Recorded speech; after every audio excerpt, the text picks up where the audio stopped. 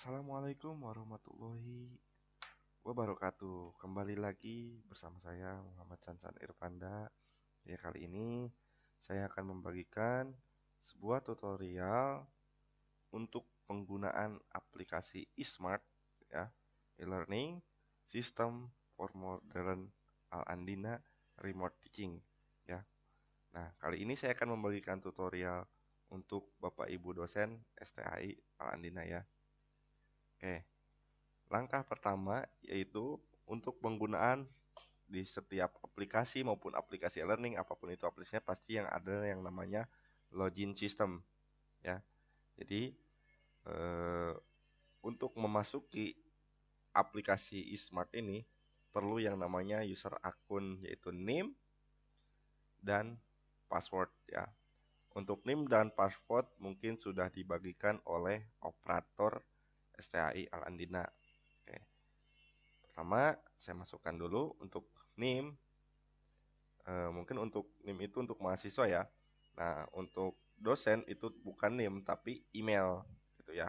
Tapi saya di sini NIM, kenapa? Karena yang banyak penggunaan eSmart ini adalah mahasiswa. Sedangkan dosen itu hanya upload materi, penilaian dan sebagainya ya. Jadi aplikasi ini memiliki 3 sistem akun.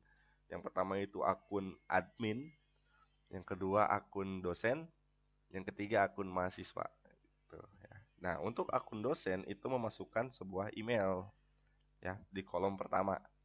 Emailnya sudah diberikan oleh operator, tinggal diisi saja ya.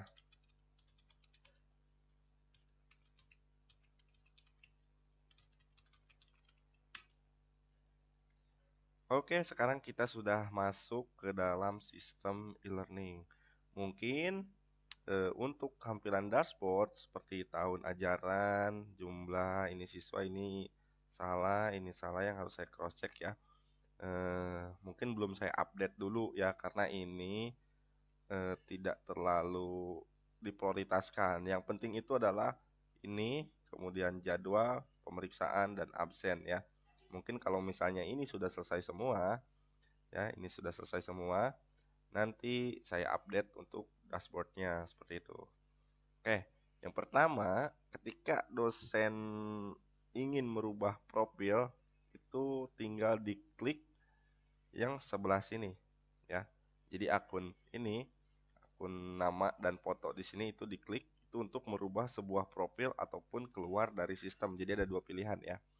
Nah, ketika tombol ini diklik, maka di sini ada dua pilihan, profil dan logout gitu. Logout itu artinya keluar dari sistem eSmart ini, Smart Dosen ya. Sini ada tulisan Smart Dosen ya. Jadi ini eSmart untuk dosen gitu. Oke, ketika Bapak Ibu mengeklik profil, di sini ada biodata tentang dosen ya. Nah, yang ini adalah nama dosen, tidak menggunakan gelar. Yang ini adalah kode dosen. Ini kode dosen. Apabila kodenya salah, maka tinggal hubungi operator STAI Al-Andina untuk merubah kode dosen ini. Oke, untuk halaman profil ini bisa dicek saja apabila terdapat sebuah profil kosong seperti ini, NIDN ya, karena saya nggak punya gitu, jadi dikosongkan. Tapi apabila Bapak Ibu sudah punya, itu tinggal di-update saja di paling bawah di sini. Ya, update profil, kemudian masukkan NIDN-nya. Nama lengkap, udah jelas ya. Gelar depan itu wajib diisi, ditakutkan nanti operator salah mengisi gitu ya, yang harusnya dokter atau dokter haji atau kiai haji, ini malah kosong sama operatornya gitu. Nah, ini tinggal diedit saja oleh Bapak Ibu dosen. Kemudian untuk gelar belakang dan email ini disable ya Bapak Ibu, dikarenakan email ini sudah bawaan afiliasi dari kampus gitu, tidak bisa dirubah lagi ya. Nah, untuk nomor telepon ini jangan menggunakan +62, langsung aja 0822 seperti ini ya. Jadi 08 aja ya, awalnya seperti ini nih. Jadi jangan menggunakan +62. Nanti +62-nya itu oleh sistem. Jadi otomatis ketika Bapak Ibu menggunakan 08 itu, maka akan ditulis +628 Seperti itu ya. Nah, untuk alamat ini tinggal diisi saja untuk alamatnya ya, alamat lengkap itu tinggal diisi. Kemudian apabila Bapak Ibu ingin mengganti password gitu agar supaya akunnya aman, itu tinggal diganti passwordnya saja. Dan ini password ini harus sama, misalnya password 1 dan 2 ini harus sama. Tidak bisa berbeda gitu ya. Ini harus sama. Kemudian apabila Bapak Ibu ingin mengganti foto, ini foto yang ada di sini. Ini Bapak Ibu tinggal klik tombol yang ada di sini, ganti foto. Nah, ya, ganti foto. Kemudian ini untuk ukuran fotonya itu rekomendasi 500 kali 500 pixel. Sebenarnya bebas untuk foto ini, bebas mau berapapun ukurannya, asalkan jangan lebih dari 1 MB. Karena agar aplikasinya tidak berat gitu ya. Jadi hanya di bawah kurang 1 MB. Nah, untuk ukuran fotonya ini bebas. Cuman rekomendasi dari sistemnya itu 500 kali 500. Supaya apa? Supaya si gambarnya ini lebih elegan kotak gini ya. Karena sistem itu akan menyimpan gambar kotak seperti ini. Ya, apabila Bapak Ibu misalnya gambarnya itu panjang, maka nanti akan tertindih gitu, sehingga wajahnya itu akan tertindih atau fotonya itu akan tertindih ya. Jadi nggak sama gitu, nggak sama sama ukurannya, karena sistemnya akan mengotomatiskan kotak seperti ini. Makanya di dalam sistem eSmart ini merekomendasikan 500 kali 500 agar ketika muncul nanti dia akan rapih seperti itu. Oke. Kemudian untuk mengupload materi dan lain sebagainya itu Bapak Ibu tinggal klik yang di sini, matkul yang diampu, kemudian pilih tahun ajarannya, kemudian pilih ininya ganjil atau genap gitu ya. Semester ganjil atau semester genap. Nah, dikarenakan sekarang 2025 genap, maka saya pilih yang genap. Nah, untuk mata kuliahnya ini ada 2 prodi ya untuk STHI Alandina, yaitu prodi HES dan prodi PIAUD gitu. Untuk prodi HES nanti ada 2 lagi pilihannya, yaitu kelas reguler dan kelas karyawan. Dikarenakan di STHI tidak ada kelas reguler, maka Bapak Ibu tinggal klik kelas karyawan saja. Di sini juga ada kelas karyawan ya. Karena saya nggak ada jadwal di kelas karyawan, maka akan ada tampilan seperti ini ya. Apabila Bapak Ibu nanti ada kendala, jadwalnya belum diinput, silakan hubungi operator. Oke, untuk tabel yang ada di sini, mata kuliahnya, itu yang pertama itu ada kode matkul, ini nama matkul, ini harinya, dan ini waktunya, dan ini SKS, ini RPS. Tuh ya. Oke, untuk pengisian RPS itu Bapak Ibu tinggal klik saja tombol yang ada di RPS, upload RPS, kemudian pilih RPS-nya. Ini saya bebas random ya. Ini wajib PDF, tidak bisa Word, Excel, PowerPoint, ataupun gambar ya, tidak bisa. Ini wajib RPS, karena RPS itu bersifat dokumen ya, dokumen yang tidak bisa diedit gitu. Oke, makanya saya wajibkan untuk hanya PDF. Jadi makanya ketika Bapak Ibu mengeklik choice file atau pilih file, maka akan ada tampilan PDF saja, tidak ada gambar lain gitu ya, tidak ada file lain tuh. Ini kosong. Sebenarnya di sini ada, cuman karena sistemnya membaca PDF, makanya dia akan muncul yang PDF saja. Tinggal di open, kemudian diklik simpan.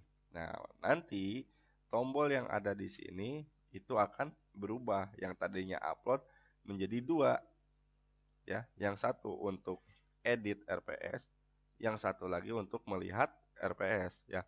Apabila nanti saat dilihat, oh ternyata ini salah, saya malah upload modul ajar misalnya, bukan RPS, ini mah pelajaran SMK misalnya ya.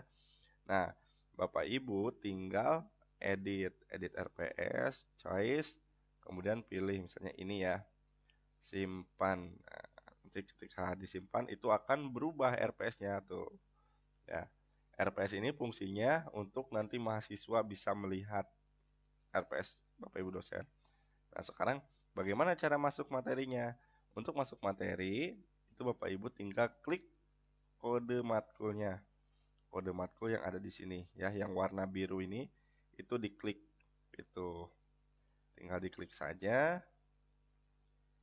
Nah, di sini ada sebuah tabel baru gitu ya, tabel pertemuan. Kalau tadi kan ini tabel jadwal. Nah, sekarang ini tabel pertemuan gitu. Nah, untuk tabel pertemuan itu tidak diinput oleh operator, tapi diinput oleh Bapak Ibu dosen. Ya, tinggal ditambahkan di sini. Tinggal klik buat pertemuan. Seperti itu. Nah, saya contohkan, klik buat pertemuan, ini pertemuan keberapa. Usahakan Bapak Ibu kalau membuat pertemuan itu berurutan ya. Pertemuan 1, 2, 3, 4, 5 sampai 16 gitu berurutan. Ini tinggal dimasukkan. Masukkan urutannya bisa 01 seperti ini, bisa 001 bisa, atau bisa satu aja gini juga nggak apa-apa gitu ya.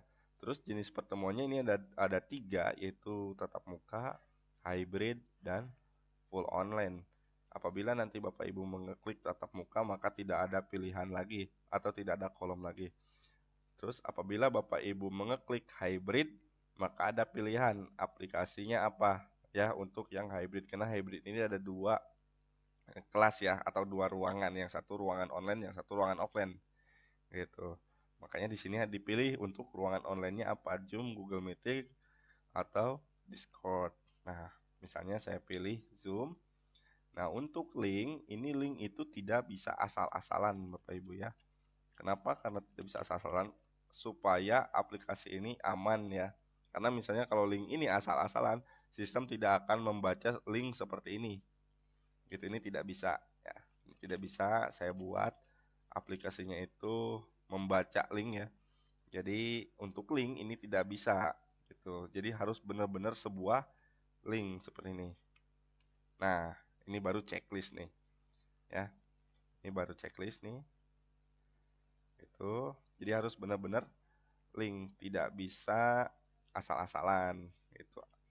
Tapi saya beri kemudahan apabila Bapak Ibu belum membuat link Zoom atau link Google Meet, maka dia akan menceklis bisa gitu. Jadi sistemnya oke, kalau link yang nggak ada nggak apa-apa kayak gitu sistemnya itu. Jadi bisa di checklist. Nanti Bapak Ibu tinggal di edit saja seperti itu untuk memasukkan linknya. Ini kan saya misalnya belum ada nih link Zoom-nya. Karena kan masih lama gitu, pertemuan 6 itu atau pertemuan 11 itu masih lama, masih jauh banget. Nah, Bapak Ibu ya udah linknya itu kosongkan saja dulu. Nanti ketika mau masuk ke dalam pertemuan satu ini, itu tinggal masukkan sebuah linknya gitu. Tinggal diklik simpan. Nah, maka di sini ada nih keterangan pertemuan satu, jenisnya hybrid, kemudian ruangannya itu ada dua. Kenapa ada dua? Karena jenisnya hybrid. Ya, kalau jenisnya full online dia akan muncul Zoom saja. Ya, saya contohkan seperti ini. Kalau misalnya saya pilih full online, ya, itu akan muncul Zoom saja. Nih, ya. Tapi kalau Bapak Ibu milih tatap muka, itu akan menampilkan sebuah kelas nih ya, kelas HES atau ruangan HES gitu ya. Apabila Bapak Ibu memilih hybrid, itu akan memunculkan dua, yaitu ruangan dan offline-nya, HES dan Zoom. Tuh. Untuk sebuah link nanti tinggal diklik saja ya. Link ini akan muncul apabila hybrid atau full online dia akan muncul. Nih. Tapi kalau untuk tatap muka, untuk offline, link ini tidak akan muncul. Karena ini di ruangan, bukan di sebuah virtual. Oke, karena tadi saya pilih hybrid ya. Saya pilih hybrid, jadi karena ada dua di sini, HES dan Zoom. Ruangan HES dan Zoom. Nah, untuk rating ini diinput oleh mahasiswa. Karena ini pertemuannya saya baru upload ya. Jadi di sini ratingnya masih 0 gitu. Mahasiswanya belum mengakses satu orang pun ya. Jadi nanti kalau apabila Bapak Ibu mendapatkan satu lope dari 30 mahasiswa, misalnya di sini ada 30 mahasiswa yang memberikan rating, misalnya ratingnya cuma satu, jangan berkecil hati, berarti itu adalah evaluasi untuk Bapak Ibu dosen lebih semangat lagi mengisi materi yang mudah dipahami dan lain sebagainya. Apabila Bapak Ibu dapat rating 5 atau rating bagus dari mahasiswa, itu usahakan pertahankan ya. Karena jangan sampai nanti rating 5 di kemudian hari ratingnya malah turun jadi 4 gitu. Jadi ini rating ini sebenarnya untuk penilaian atau evaluasi Bapak Ibu dosen gitu. Lah, kemarin misalnya ratingnya 5, kok sekarang jadi 4, apa yang salah gitu kan. Nah, nanti itu menjadi sebuah evaluasi untuk Bapak Ibu dosen. Kemudian ada tombol selanjutnya yaitu materi ya. Materi ini bisa menginput lebih dari satu. Bisa menginput lebih dari satu. Saya contohkan ya. Ketika diklik tambah materi, maka di sini ada kolom judul materi, deskripsi, dan tipe materi. Tipe materinya itu ada dua, file dan link gitu ya. File ini berarti file materinya, link itu adalah link website, YouTube, ataupun apapun itu video dan lain sebagainya itu bisa. Ya, atau link Google Drive pun bisa. Ya misalnya Bapak Ibu punya Google Drive nih, punya sebuah buku di dalam Google Drive saya. Itu Bapak Ibu bisa masukkan link, kemudian masukkan linknya di sini. Gitu ya. Untuk judul materinya misalnya saya coba pemrograman web misalnya. Terus untuk deskripsinya ini misalnya web programming, saya asal aja ya. Tapi Bapak Ibu jangan asal karena ini mas saya hanya menguji saja. Web program kemudian tipenya file, kita pilih filenya, misalnya saya filenya yang untuk filenya ini ada 4 ya, 4 tipe yaitu Word, Excel, PowerPoint, dan PDF ya. Jadi ada 4, Word, Excel, PowerPoint, dan PDF. Saya upload yang PDF, kemudian disimpan. Nah, nanti ada keterangan berhasil disimpan. Kemudian misalnya, wah ini materinya jenis filenya udah ada nih. Sekarang saya mau ngasih referensi buat mahasiswanya, itu bisa. Misalnya referensi si pemrograman web, misalnya seperti ini. Terus di sini judulnya belajar di W3 School misalnya. School. Nah, ini untuk webnya misalnya seperti itu. Bapak Ibu tinggal ke sini saja, diambil linknya, kemudian dipaste di sini, terus disimpan gitu. Nanti materinya ada dua, yang satu file, yang satu link gitu. Oh ini filenya, pembelajarannya dari Bapak Ibu, dan ini referensinya untuk belajar autodidak mahasiswanya gitu. Nah seperti itu bisa ya. Ataupun misalnya di sini judul materinya tutorial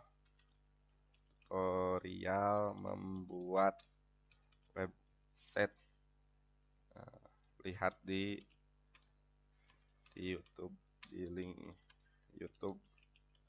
Nah, kemudian Bapak Ibu ingin membuat sebuah link YouTube-nya. Jadi ada filenya, ada websitenya, ada YouTube-nya, itu bisa. Tinggal YT misalnya diklik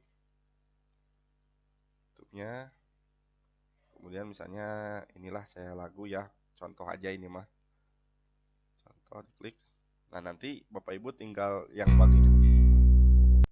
bagikan ini klik, kemudian ada di sini salin link, taruh di sini, paste gitu ya, simpan. Nah nanti materi yang paling bawah di sini ada tutorial membuat website, itu tinggal lihat di YouTube set.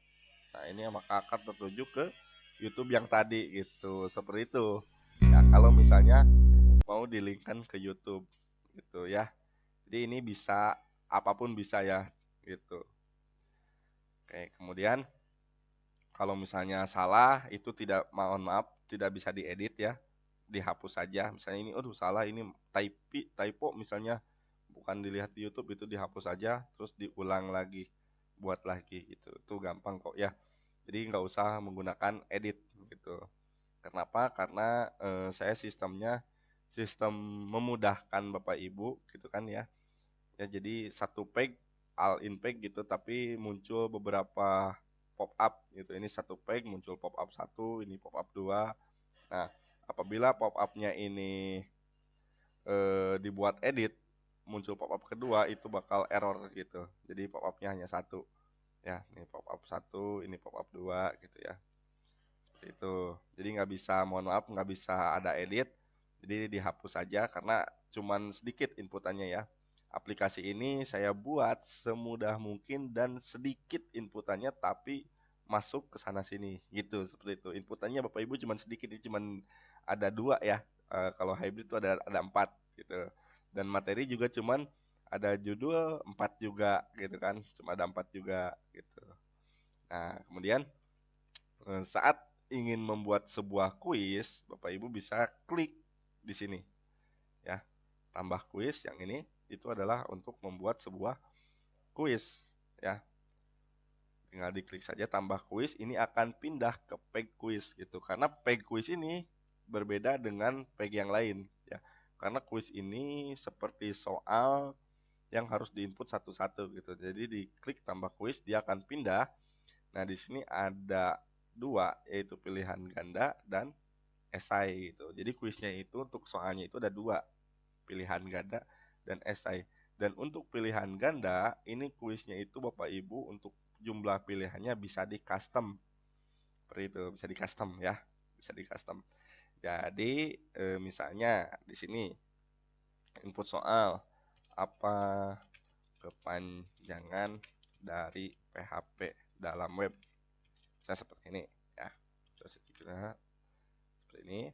Nah, nanti jumlah pilihannya itu minimal 1. Saya tulis 0, 0,1 pun tidak bisa, 0,10 pun tidak bisa. Dia tetap 1 pilihannya gitu minimal dan maksimalnya itu 10.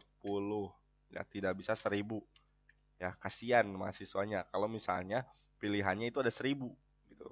Ya, 5 aja kadang suka salah, apalagi 1000 gitu. Makanya di sini maksimal itu 10 pilihan, minimal itu cuman satu gitu. Dan biasanya untuk soal itu 5 ya, 5 gitu, A B C D sampai E gitu. Nah, apabila Bapak Ibu saya mau 3 lah pilihannya, ya bisa nggak apa-apa gitu kan. Saya mau pilihannya mau 2 true and false misalnya kayak gitu nggak apa-apa, bisa ya.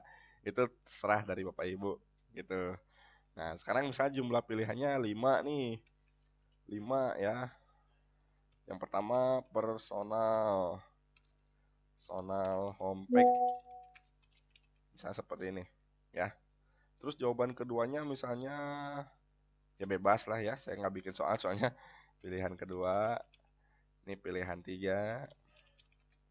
Ini pilihan 4. Oh, ini cuma 4 ya, udah ya. Nggak apa-apa ya. 4. Nah, nanti untuk jawaban benar itu di checklist gitu. Seperti itu di bawahnya kan ini ada jawaban benar ya Bapak Ibu ya.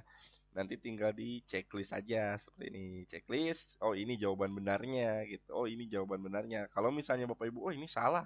Jawaban benarnya bukan pilihan 1 tapi pilihan 2. Nah, ini di unchecklist dulu, checklist yang bawah. Jangan sampai 2 seperti ini Bapak Ibu nih, jangan ya. Karena ini pilihan ganda bukan multi choice. Nanti multi choice saya buatkan lagi fiturnya kalau memang dari Pak Dokter Iya membutuhkan multi choice gitu. Ya karena ini kan cuma satu pilihannya. Jadi yang ini jangan di checklist, checklist yang benarnya saja. Oh ini bukan pilihan 2, ini ternyata yang pilihan 1 yang benar. Bisa ya. Kemudian tinggal diklik simpan. Nah, nanti di sini ada nih nomor 1, tipenya pilihan ganda, kepanjangannya soalnya apa kepanjangan dari web. Nah, nanti di sini pilihannya A-nya personal, B, C, dan D. Nah, nanti di sini ada jawaban benarnya. Oh, ternyata jawaban benarnya ini. Gitu ya. Sekarang untuk esai, esai itu simple, lebih simple dari PG. Kalau PG kan kita harus masukin A, B, C, D-nya ya. Nah, untuk esai itu ya tinggal masukin soalnya aja. Kepanjangan dari CSS misalnya pada pemrograman web seperti itu. Nah, seperti ini misalnya. Itu tinggal disimpan saja. Nanti akan muncul di sini. Gitu.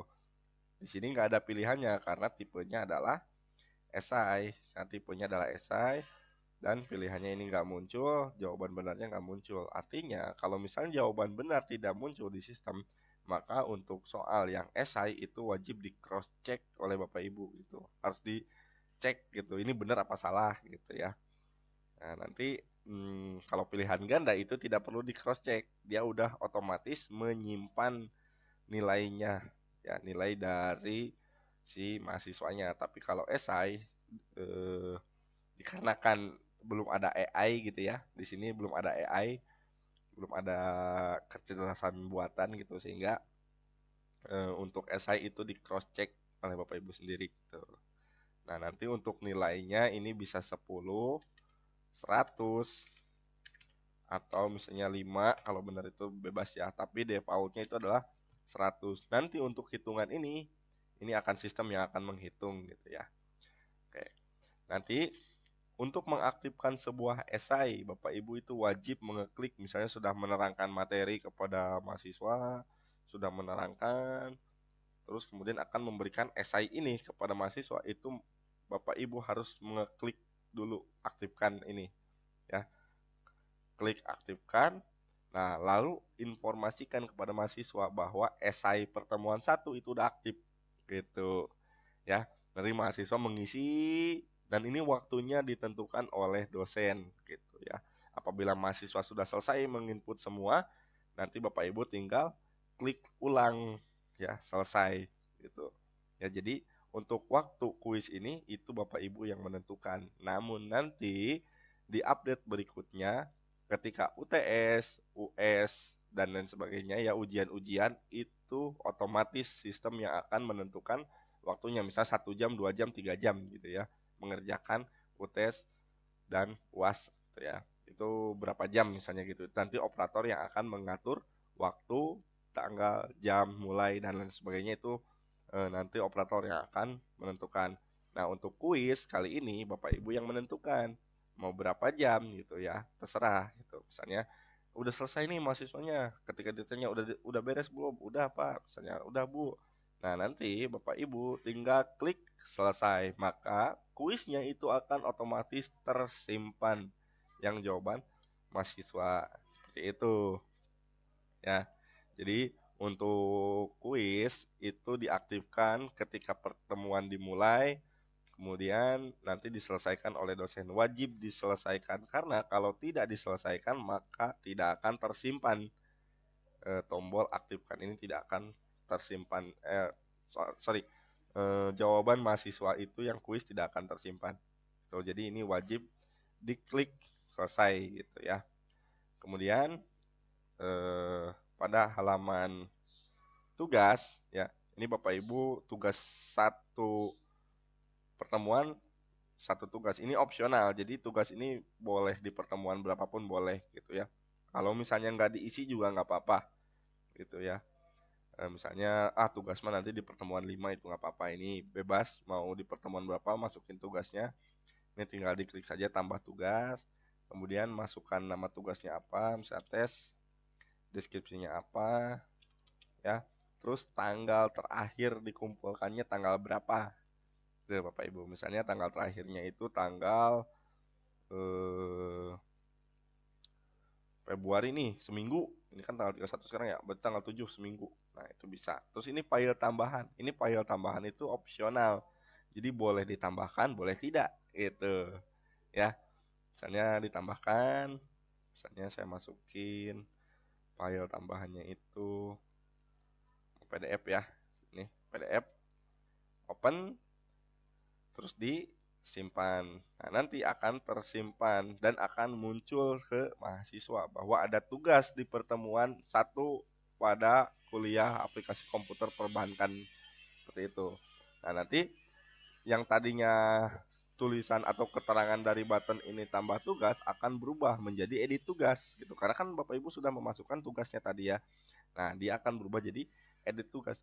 Misalnya, wah, kayaknya bukan pertemuan satu nih, bikin tugas di pertemuan 5 harusnya. Nah, ini Bapak Ibu bisa batalkan sebelum mahasiswa memulai tugasnya gitu. Ini Bapak Ibu bisa batalkan, tinggal diklik batalkan gitu. Nah, nanti otomatis tugasnya itu kan tambah lagi, bukan edit lagi karena kan udah dibatalkan, seperti itu ya. Dan ini untuk project sama kayak tugas gitu ya. Jadi di sini nama projectnya apa, tanggal pengumpulannya terakhir tanggal berapa, deskripsinya apa gitu. Nanti mahasiswa akan yang mengupload filenya. deskripsinya ini bisa panjang.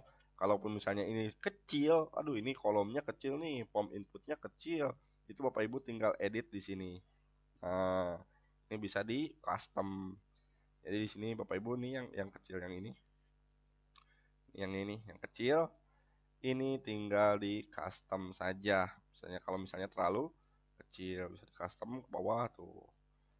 Tuh. Jadi Bapak Ibu di sini bisa ngetik panjang terus eh ini bisa ya gitu. Saya misalnya masukin contoh tes tanggalnya tanggal besok misalnya. Oh, deadline banget ya besok ya gitu. Nah, deskripsinya tes juga, terus disimpan. Nah, nanti akan berubah jadi edit project, bukan tambah project karena udah memasukkan project di pertemuan satu. Nah, nanti tinggal diedit.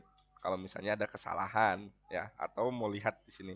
Nah, kalau misalnya mau dibatalkan itu bisa. Jadi nggak jauh beda sama tugas.